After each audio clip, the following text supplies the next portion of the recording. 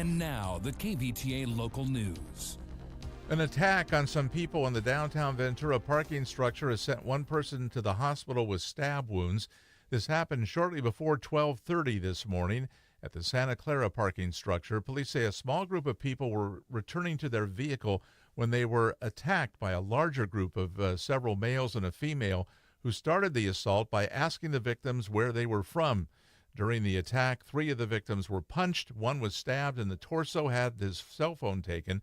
The victims who were punched were treated at the scene, while the stabbing victim was taken to the hospital in stable condition. Meanwhile, Ventura police continue to investigate as they look for those suspects.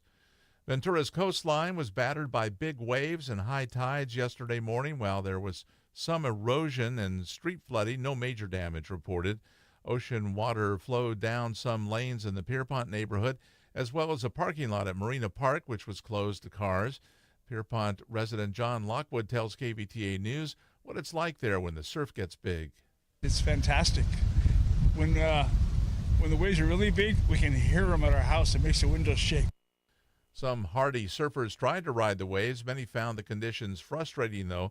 Nick Rosa tells KVTA News that the ocean seemed pretty dangerous. It's pretty treacherous. Like, if you sent the average person out there that, and they didn't really know how to read the currents or the ocean, they'd probably either A, get sucked out to sea and drown, or B, get sucked out and get extremely hurt.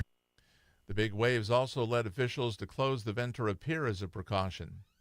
The Oxnard Police Department released details yesterday of a stabbing incident that happened on Sunday night. They identified the suspect, 33-year-old Desi Gonzalez Palomares of Port Hueneme, and said she is in the Ventura County Jail, booked for attempted murder. Bail set at more than $500,000. She's due in court later today to be arraigned on that charge. Police allege that Palomares stabbed her 35-year-old estranged husband several times as they sat in a vehicle in the 4000 block of Victoria Avenue in Oxnard on Sunday night.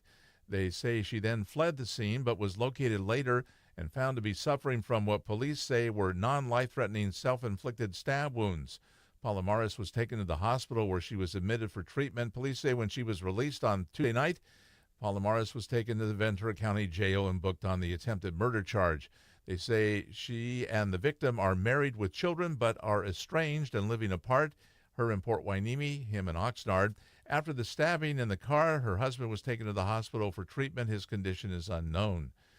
The United States economies will continue to grow strongly despite some challenges. That's according to the latest report by the Cal Lutheran University Center for Economic Research and Forecasting. 2.9% growth is predicted for the U.S. for this year, which is considerably higher than recent years.